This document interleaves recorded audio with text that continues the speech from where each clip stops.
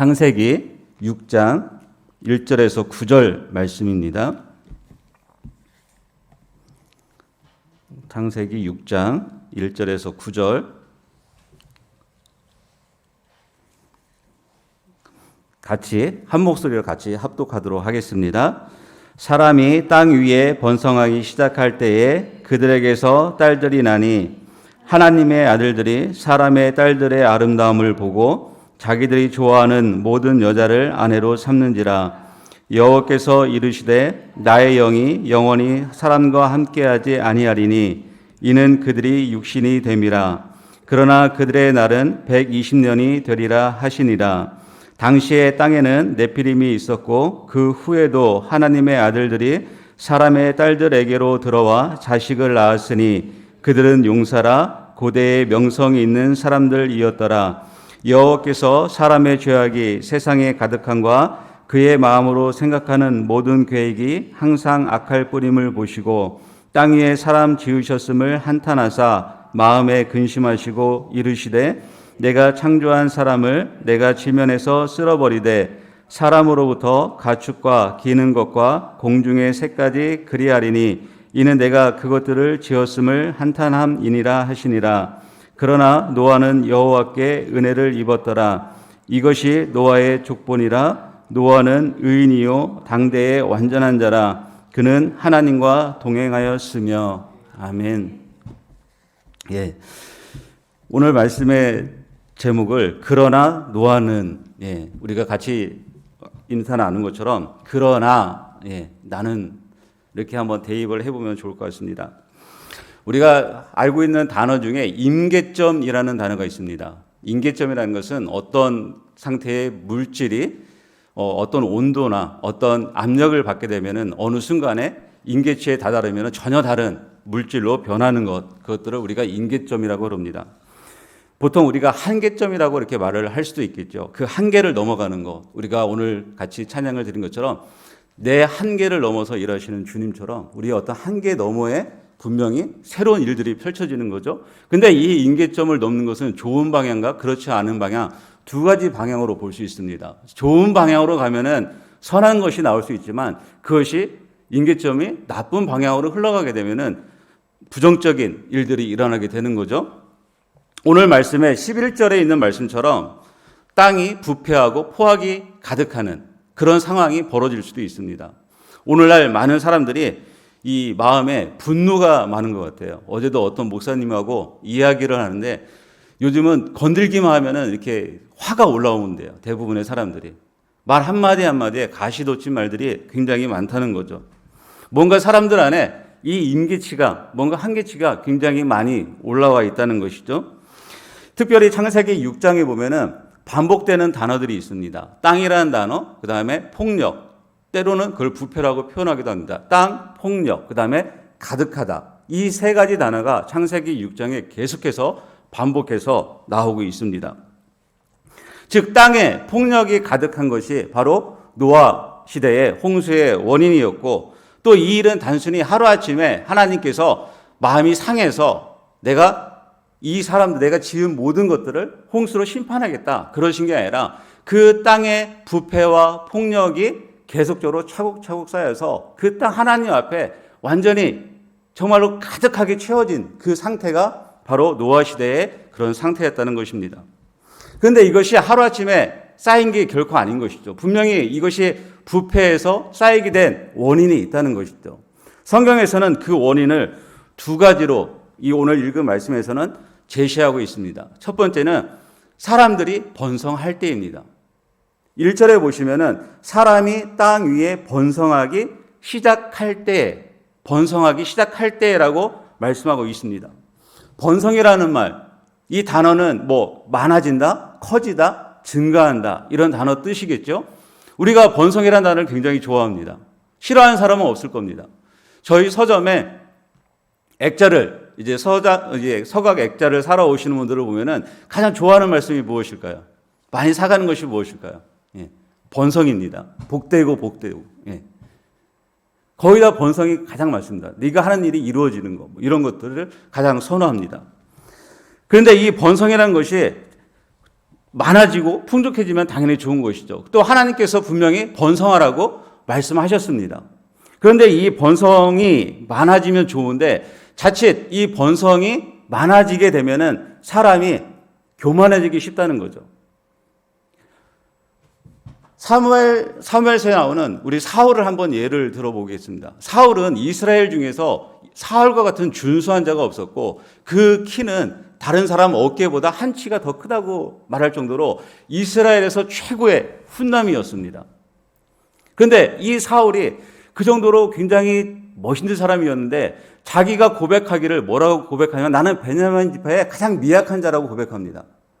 사무엘이 하나님께서 너를 왕으로 세우신다고 했을 때 바로 사울은 나는 베냐민 지파의 가장 미약한 자, 그러니까 이스라엘 중에서 가장 멋있는 자인데 자기 스스로 나는 그렇지 않은 사람이라고 표현을 하고 겸손하게 사무엘에게 이야기를 합니다. 그런데 사무엘에게 기름이 부어지고 왕으로 세워지자 어떻게 됩니까? 말 그대로 그에게 권력이 있어지고 부가 있어지고 모든 것들이 자기 통치 아래 있어지는 그 번성하기 시작할 때에 사울 왕 안에 바로 교만함이 싹트기 시작하는 것이죠.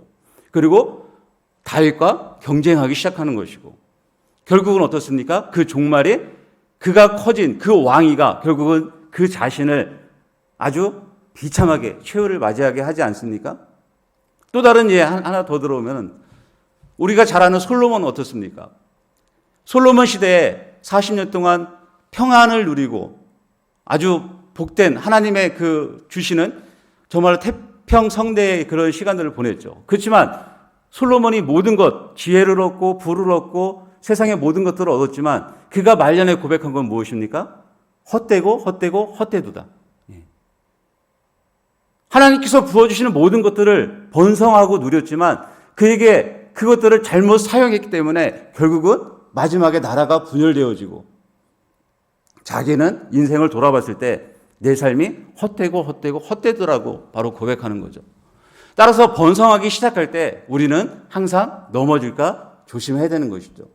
우리가 하나님 앞에 번성하기를 기도하고 내 사업, 그 다음에 내가 하고 있는 일, 그 다음에 나의 어떤 모든 것들이 하나님 앞에서 잘 되기를 기도하는 것 마땅합니다. 또 하나님이 그 일을 통해서 하나님이 복을 주십니다. 그런데 거기서 머물러서는 안 된다는 거죠. 그것들로 인해서 내 마음이 교만하지 않도록 날마다 나를 쳐서 복종하고 이것들이 오는 그 주인이 누구인지 그리고 나는 그 청직이라는 것들을 날마다 인식하며 살지 않으면 우리도 얼마든지 사울같이 넘어질 수 있고 솔로몬같이 넘어질 수 있는 자들임을 기억해야 되는 것입니다. 바로 사람들이 번성하기 시작할 때 그들은 하나님을 잊기 시작한 것이죠. 자기가 가진 것으로 무엇인가를 할 수 있다고 생각하기 시작한 것이죠.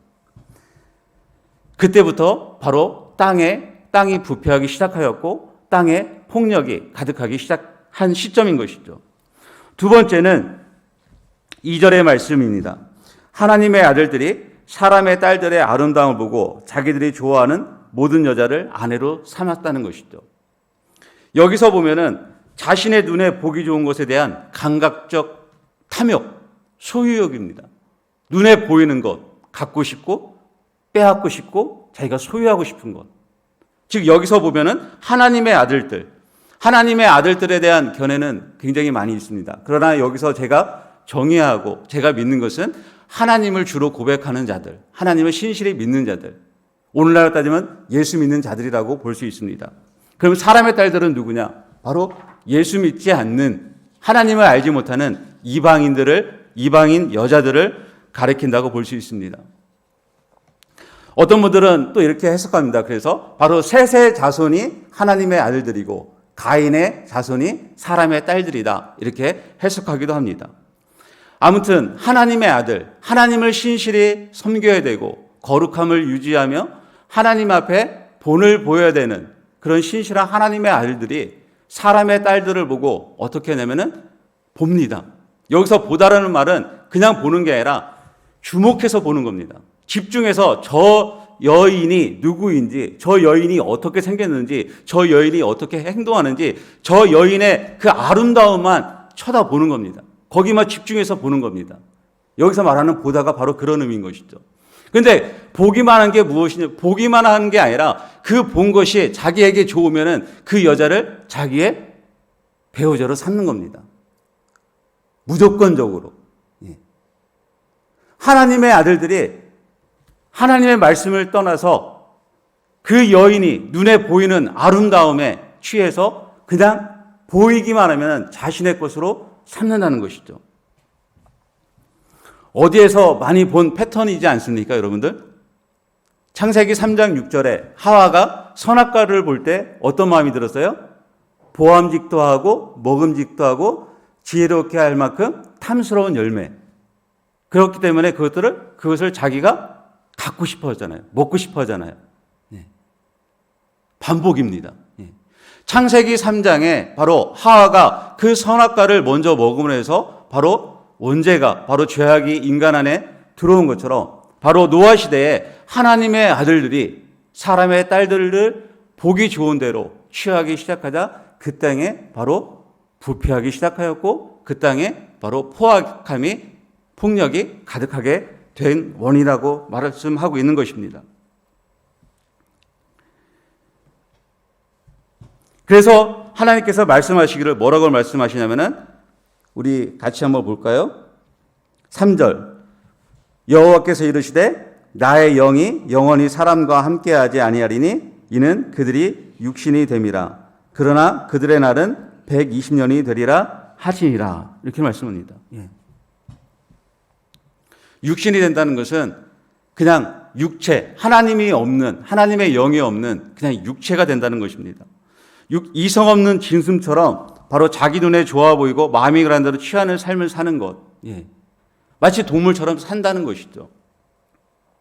그렇기 때문에 그들의 수명이 바로 120년이 되리라고 하나님께서는 선언하십니다. 물론 120년이라는 것은 그 이제 인간의 수명을 120년으로 정한 것도 있겠지만 또 한 가지 측면에서는 120년 동안 돌아올 수 있는 유예 기간으로 볼 수도 있는 것이죠. 왜냐하면 죽으면은 그 기회가 없기 때문에 우리가 대체적으로 알고 있는 것처럼 노아의 방주를 120년 동안 지었다고 우리가 알고 있습니다.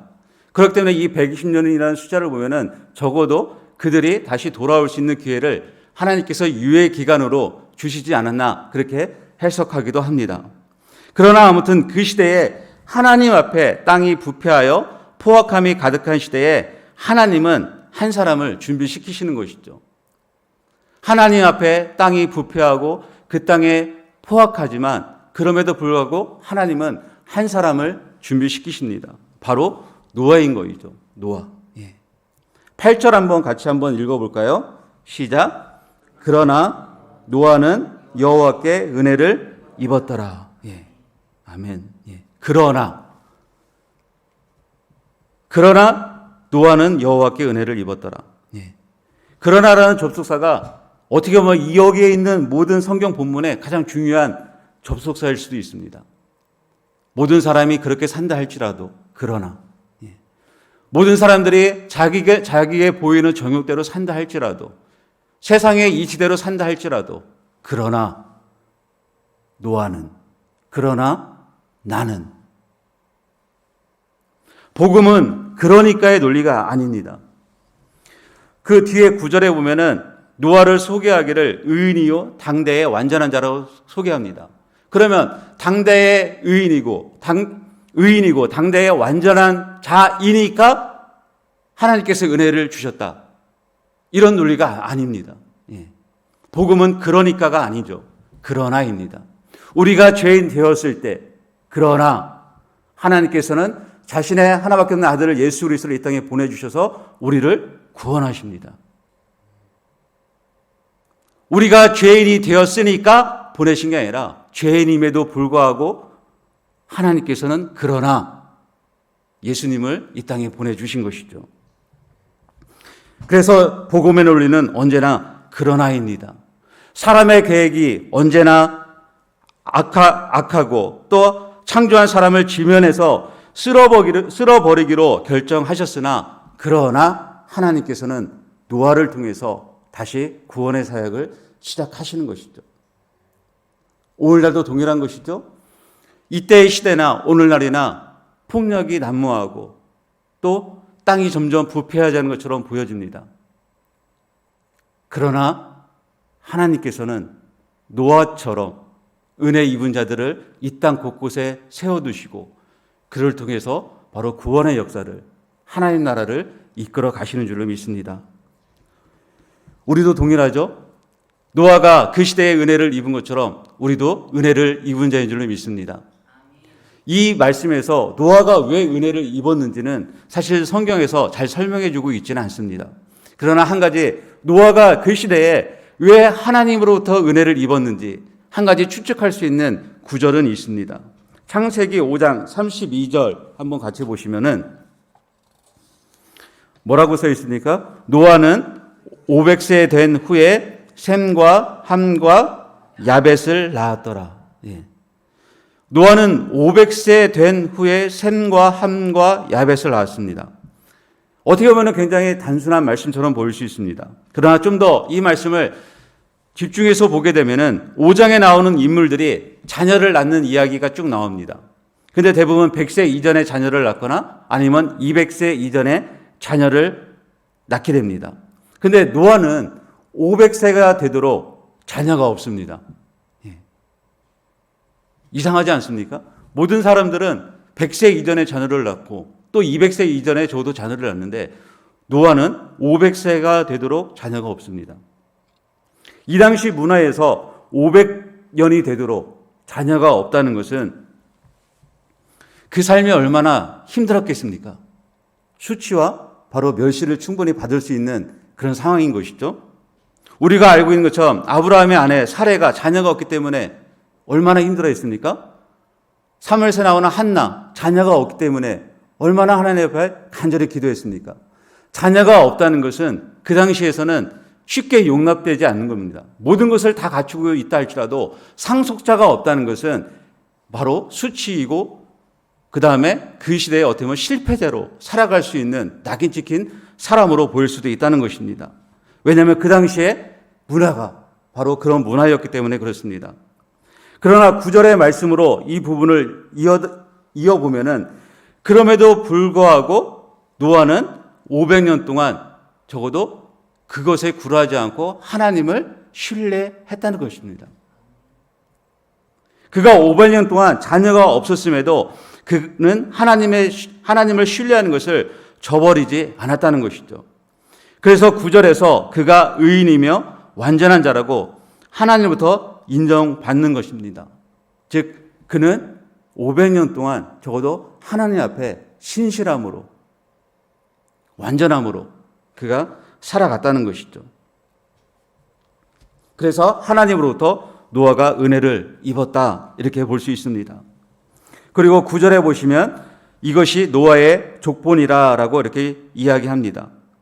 여기서 족보라는 말은 세번역 성경에서 보면은 역사라고 번역되어 있고 개역 한글에서는 사역이라고 이렇게 번역되어 있습니다. 그러니까 족보라기보다는 노아의 가정의 역사를 기록했다고 볼 수 있습니다. 그 당시 노아 가문의 역사가 이러하더라. 노아가 한 일이 이러하더라. 이렇게 볼 수 있는 것이죠. 즉 노아 인생의 역사를 말하는 것입니다. 그런데 그 인생을 평가하는 한 줄이 노아는 의인이요 당대의 완전한 자고 그는 하나님과 동행하였다는 것입니다. 멋지지 않습니까? 한 줄로 표현하는 인생에 여러분이 한 줄로 표현한다면은 내가 이 세상을 떠난 후에 여러분을 뭐라고 표현될지 궁금하지 않습니까? 근데 노아는 평가하기를 노아는 의인이요 당대의 완전한 자라 그는 하나님과 동행하였다 이렇게 평가하고 있습니다. 우리가 이 세상을 떠났을 때 아니면 내가 이 세상을 정리하고 우리의 자녀들, 우리의 후손들이 나의 삶을 되돌아볼 때 이 사람은 나의 부모는 또 나의 친구는 나의 이웃은 나와 같은 성도는 같이 신앙생활 성도는 정말로 예수쟁이였어. 정말로 신실했어. 그는 완전한 사람이었어. 당대의 다른 사람들과 그 시대의 다른 사람들과 적어도 구별된 삶을 살아갔어. 또는 그는 하나님과 동행하는 것이 보였어. 나는 그런 평가를 우리가 받아야 되지 않겠습니까? 은혜를 입은 자라면은, 우리가 하나님으로부터 적어도 은혜를 입은 자라면은 그 시대에, 그 땅이 부패하고 포악함이 가득한 시대에도 노아는 하나님으로부터 완전한 자로, 또 하나님과 동행하는 자로 불렸다는 것은 얼마만큼 그가 그 삶의 현장에서 치열하게 그 마음과 생각을 지키기 위해서 노력했는지 우리는 볼 수 있는 것이죠. 완전하다는 것은 우리가 그 레위기에서 제사를 드릴 때 흠이 없는 제물을 드릴 때 그런 완전함입니다. 그런데 사람이 정말로 완전할 수가 있을까요? 그렇지 않죠. 아무리 신실한 자라도 때로는 넘어질 수 있고, 때로는 실수할 수 있고, 때로는 실패할 수가 있습니다. 그럼에도 불구하고 자기가 때로는 실수하고 실패하고 넘어진다 할지라도 그 시선을 끝까지 놓지 않고 하나님만 바라보고 하나님을 신뢰하고 하나님께 소망을 두고 계속해서 걸어가고 하나님이 말씀하신 거라면은 지켜나갔다는 것이죠. 노아가 바로 그런 삶을 살아갔다는 것입니다. 그 삶이 바로 하나님과 동행하는 삶이었다고 바로 성경 기자는 이야기하고 있는 것이죠. 동행한다는 것은 무엇입니까? 동행한다는 것은 같이 걷는 것이죠. 근데 동행할 때 누가 지켜줍니까? 큰 사람이 지켜줍니다. 여러분이 여러분 자녀하고 같이 동행한다고 했을 때 자녀가 여러분을 지켜주는 게 아니라 여러분이 자녀를 지켜주는 것이죠. 그럼 우리가 하나님과 동행할 때 누가 지켜주십니까? 하나님이 지켜주시는 것이죠. 노아가 그 시대에 의인이요 당대의 완전한 자로 하나님과 동행하면서 살아갔다는 것은 하나님이 그렇게 살아갈 수 있도록 바로 하나님이 지키시고 보존하셨다는 겁니다. 우리가 이 험악한 세상에서 정말로 땅에 죄악과 포악함이 가득한 세상에서 살아갈 때 때로는 타협하고 싶은 마음이 물밀듯이 들어올 때, 때로는 타협하지 아니하면은 살아갈 수 없을 만큼 그런 세상에 살아갈 때, 그럼에도 불구하고 하나님의 뜻대로 그 마음과 생각을 지키며 완전한 자로 하나님께 소망을 두고 신실하며 살아가려고 노력할 때 하나님께서 동행하시며 그 상황과 환경을 열어주시고 보존하시고 우리를 그렇게 살아갈 수 있도록 지켜주신다는 의미인 것입니다.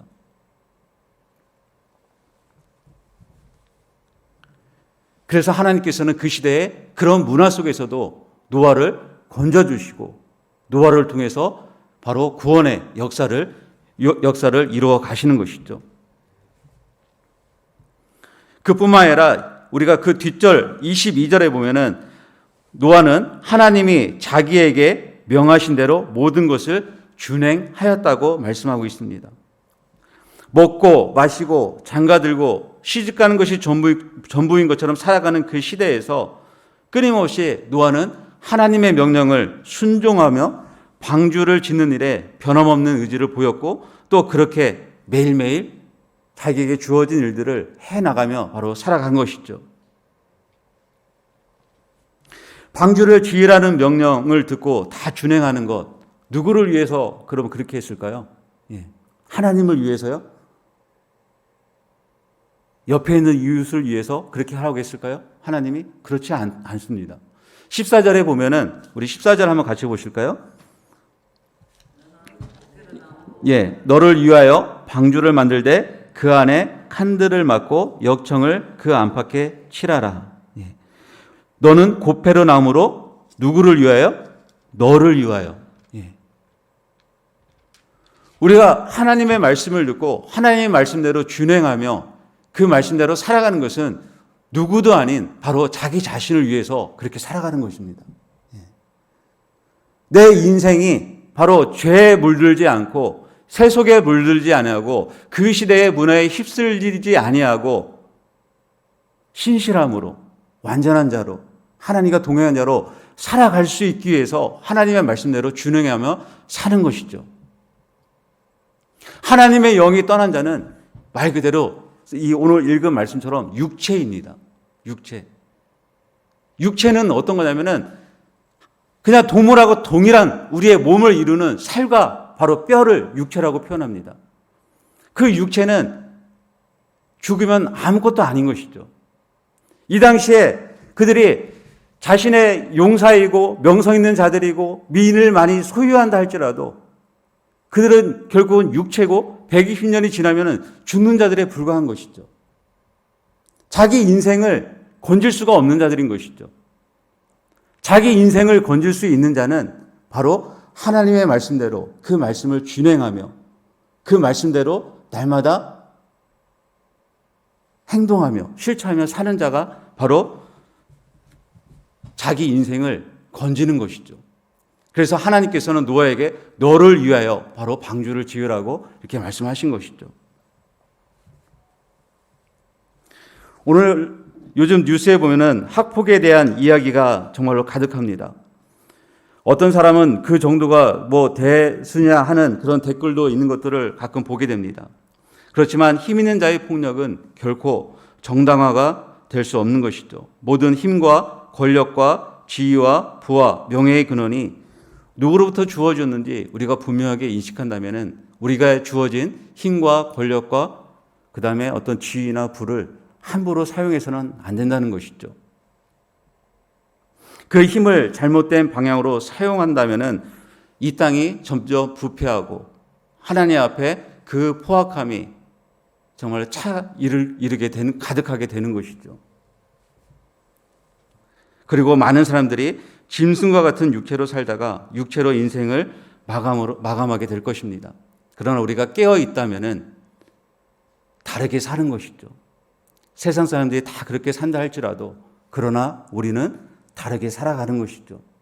그러나 나는 다르게 살아가는 것이죠.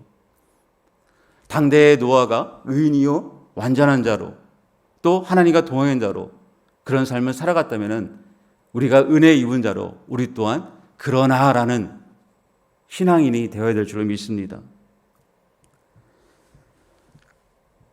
그러나 나는 누구인지 우리가 다시 한번 기억했으면 좋겠습니다. 내가 누구인지. 세상은 그렇게 부추기고 행동하고 우리를 유혹하지만 그러나 나는 그렇게 살 것인지, 그러나 나는 어떻게 행동할 것인지, 내가 어떤 사람인지, 내가 은혜 입은 자인지 그런 부분들을 우리가 다시 한번 기억했으면 좋겠습니다. 성도가 영적으로 느슨해져서 영적 태만이 찾아오면 신앙생활도 대충대충 하게 됩니다. 돈 벌기 위해서 때로는 정신없이 살다 보면은 세월 다 보내고 영적인 것은 잊어버리고 또 세상과 적당히 타협하며 살아가는 경우가 많이 있습니다. 또한 구주적인 악이 편만에 있는 시대에 정신을 차리고 살지 않으면 누구나 예외 없이 우리는 얼마든지 곁길로 빠질 수도 있습니다. 그러나 노아의 시대에 홍수 심판이 있었던 것처럼 우리에게도 인류에게는 마지막 심판이 남아있는 것이죠. 그 시기는 아무도 분명히 알 수 없다고 하나님께서는 말씀하셨습니다. 노아는 죄악으로 가득한 세상에서 깨어있던 유일한 한 사람이었던 것이죠. 유일한 한 사람. 네. 하나님께서 노아에게 이르시되 이렇게 말씀하시지 않습니까? 이르시되라고 했을 때 노아는 그 말씀을 들었습니다. 하나님이 이르시되 하나님이 말씀하실 때 들을 수 있는 귀가 우리에게 있어야 될 줄 믿습니다. 오늘날도 여전히 깨어있는 자에게 하나님은 이르시되라고 말씀하고 있는 것이죠. 누구누구야? 너가 이렇게 살아갔으면 좋겠다. 누구누구야? 그럼에도 불구하고 네가 그 믿음을 지켰으면 좋겠다. 그럼에도 불구하고 그러나 너는 다른 사람이지 않니? 그러나 너는 그렇게 살아가면 되지 살아가서는 안 된다라고 하는 그 이르시되라는 말씀을 우리가 귀담아 들었으면 좋겠습니다. 이르시되라는 말을 들을 수 있는 것은 깨어 있는 자만이 들을 수 있는 것이죠. 노아가 그 시대에 깨어 있었기 때문에 다른 사람들은 보암직도 하고 먹음직도 하고 지혜롭게 탐스러울 만큼 그런 많은 것들이 보였을 때 그것들을 갖는 데 혈안이 되었다면 노아는 깨어 있음을 통해서 하나님과 교제하는데 하나님의 말씀을 듣는데 더 많은 시간을 쏟았기 때문에 그는 하나님으로부터 바로 구원받을 수 있었다는 것입니다. 이 세상에 매력적인 것들이 많이 있습니다. 갖고 싶은 것들 많이 있습니다. 번성할 때 번성하고 싶은 것 욕심들이 많이 있습니다. 우리 삶에 더 커지기 원하고 지경이 넓어지기 원하고 더 높아지기 원하고 부와 지위가 많아지기 원하고 내 자녀들이 성공해서 멋진 가정을 이루고 그들이 잘 살기를 원합니다. 그러나 생각할 것은 그걸로 인해서 노아 시대의 용사와 명성인자들이 결국 했던 것들은 부패와 포악이었다면 우리 자녀들이 그렇게 커서 부패와 포악으로 이룬다면 그것은 아무 의미가 없는 것이죠. 우리가 깨어 있을 때 하나님의 말씀을 전수하고 또 그 말씀대로 준행하며 살아갈 수 있도록 우리가 본을 보여야 되는 것이죠. 그러나 우리는 다른 삶을 사는 사람들이다 라고 가르칠 수 있는 것이 있어야 되는 것이죠. 그러나 우리는 은혜를 입은 자들이기 때문에 이렇게 살아야 되지 않느라고 바로 선포할 수 있어야 되는 것이죠. 아멘. 여전히 이 땅을 살기가 더 팍팍합니다. 예. 요즘 곳곳에서 비명이 많이 들려옵니다. 예. 교회 공동체는 물론이고 자영업자뿐만 아니라 또 직장을 다니는 사람도 마찬가지입니다. 그럼에도 불구하고 그러나 우리 그리스도인들은 그러나 이 시대에 빛이 소금이 되어야 될 줄 믿습니다. 아멘. 그렇게 살아가시는 저와 여러분이 되시를 주님의 이름으로 축원합니다. 아멘.